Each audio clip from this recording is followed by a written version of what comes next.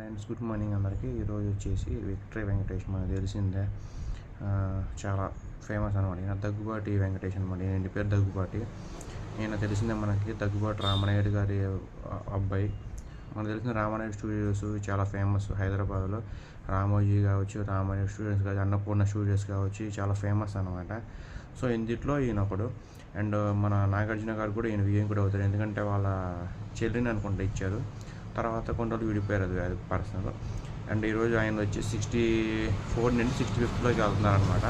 Victory Venkatesh గారి cinema మనకు తెలిసిందే, నువ్వు నాకు నచ్చావు, జయం మందేర, అండ్ చాలా సినిమాలు ఉన్నాయి మామూలుగా తీసినాయి. ఆయన పేర్లు అయితే టైం గుర్తురావట్లా. జెమినీ కావచ్చు, ఇలా చాలా సినిమాలు ఉన్నాయి. మీ ఫేవరెట్ సినిమా ఖచ్చితంగా కామెంట్స్ చెప్పమని మర్చిపోమాకండి.